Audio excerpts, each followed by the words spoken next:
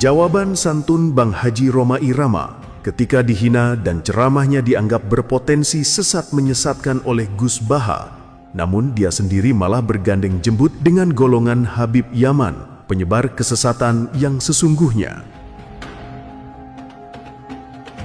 Suatu saat ada penyanyi dangdut top terkenal di Indonesia. Ya penyanyi, ya dai. Penyanyinya cowok, sama jangan bayangkan dangdut putri, enggak, itu cowok sudah tua lagi. Jadi potensi halalnya ada lah maksudnya. Untuk kalau seorang penyanyi yang tidak pernah ngaji kemudian ngomong agama, itu potensinya itu fadallu wa adallu, sesat dan menyesatkan. Tidak ada yang memuliakan manusia kalau Allah mau menghinakan. Saya tidak akan pernah marah kalau dihina orang. Mungkin saya memang orang yang pantas dihina. Ya, saya bukan orang yang mulia gitu. Ya, saya tidak akan pernah marah dibully orang. Kita tahulah bahwa Kiai Baik itu alim, ya alim, sangat luar biasa. Satu, yang kedua kalinya, kalau memang Haji Roma Irama itu tidak dianggap orang yang bisa ngaji, ya itu dianggap menyasarkan fatwanya Mbak Haji Roma Irama. Saya mohon maaf, perimbangannya apa? Para habaib klan Baklawi ini itu yang betul-betul menyesatkan pada umat bangsa Indonesia. Kenapa Kiai Baik tidak pernah mengkritik? Kurofatan yang dijalankan semuanya tahu. Kenapa Kiai Baik diam saja?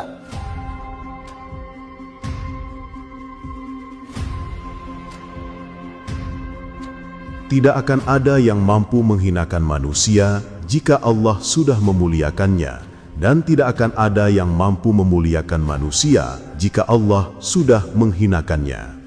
Begitulah jawaban santun seorang Roma Irama ketika ia menanggapi hinaan dan cacian dari para pembencinya, yang mana para pembencinya tersebut sekarang didominasi oleh golongan Habib Yaman, kaum keturunan palsu baginda Rasulullah, dan juga para jongosnya.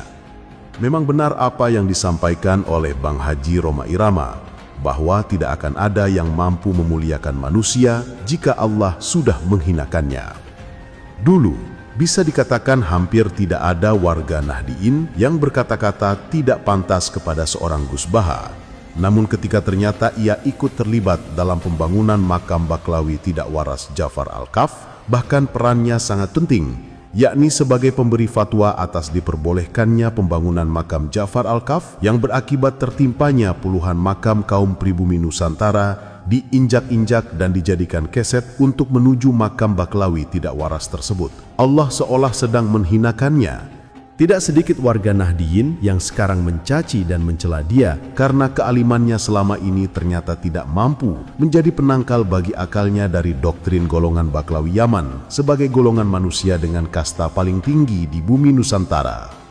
Lebih parah lagi, ia pernah berfatwa konyol bahwa penyanyi dangdut akan berpotensi sesat menyesatkan ketika berceramah. Namun, di sisi lain, ia malah menganggap wali orang yang jelas-jelas tidak waras akalnya. Hanya karena orang tidak waras tersebut adalah orang golongan Baklawi Yaman, golongan yang selama ini ia percaya sebagai keturunan baginda Rasulullah, meskipun nasabnya mustahil bisa dibuktikan kebenarannya.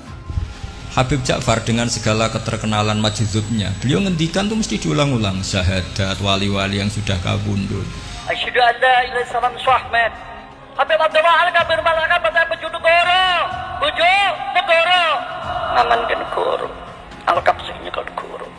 Sing aman negoro iki Al-Kab. Negoro cukup Al-Kab aman. Kota Jakarta aman. Sudah seaman ke negara. Bapak Presiden terima kasih kepada kita. Mungkin kalau Anda dengarkan itu mungkin biasa. Mungkin karena ndak wali itu yang jelas itu. Itu yang nggak wali pasti tidak paham. Malah geremeng kadang. Jadi serabakat soleh lah yang seperti ini, semoga tobat ya. Inilah kekonyolan dan sekaligus fatwa yang sangat menjijikkan dari seorang Gus Baha. Roma Irama bicara agama dicaci dan dihina. Ceramah yang disampaikan dikatakan berpotensi sesat menyesatkan bagi para pendengarnya.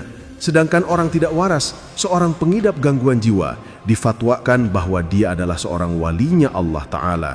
Dan difatwakan juga kuburannya wajib dibedakan dengan makam kaum pribumi Nusantara, yang akhirnya membuat makam kaum pribumi dijadikan keset, diinjak-injak sebagai jalan menuju makam orang pengidap gangguan jiwa tersebut. Sebodoh-bodohnya Haji Roma Irama misalnya, jika memang Gus Baha menganggap Bang Haji Roma adalah orang bodoh dalam urusan agama, setidaknya ia masih faham hal-hal yang berkaitan dengan syariat, masih fasih dalam mengucap ayat-ayat Al-Quran.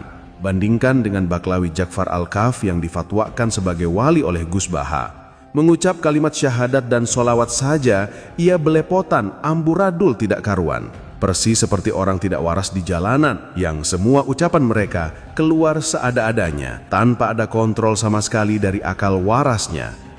Meskipun statusnya adalah seorang penyanyi dangdut yang menurut Gus Baha tidak pantas bicara agama, setidaknya dalam berceramah Roma Irama tidak pernah menyampaikan ajaran sesat seorang mayit bermodalkan dibekali surat sudah bisa masuk surga tanpa hisab. Datang Habib Sanjindan, ngelihat bentuk jenazah tuh, pengen dibungkus, pengen ditutup kain kafannya. Beliau ambil kertas kecil, kertas kotak kecil, beliau tulis, ada yang ditulis sama beliau, ditaruh di bawah kepalanya si jenazah. Deh, tutup.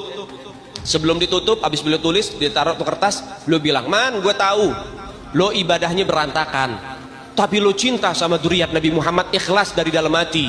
Nanti kalau malaikat munkar nakir datang nanya pertanyaan kubur, jangan lo jawab, man. Lo kasih surat dari gue, lo masuk surga tanpa hisab." Roma Irama pun tidak pernah menyampaikan mayit di dalam kubur. Ketika ditanya malaikat man robuka, jawabannya Habib Abdullah Al-Haddad. Dan dalam ceramahnya, Roma Irama juga tidak pernah menyampaikan ada manusia yang bisa memadamkan api neraka jika manusia itu tidak malu kepada Allah Ta'ala. Inna rajula lamma sa'alahul malakan.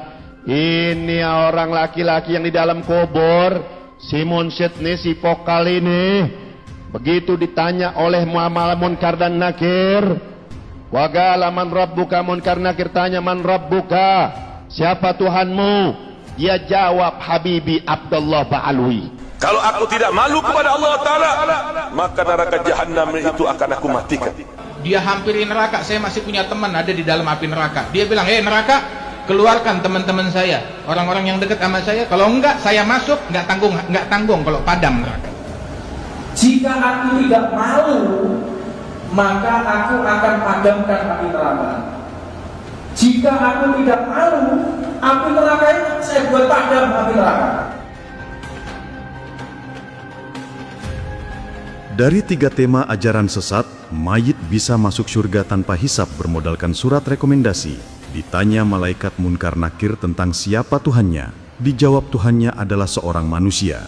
Dan ada manusia yang mampu memadamkan api neraka jika manusia tersebut tidak malu kepada Allah Ta'ala.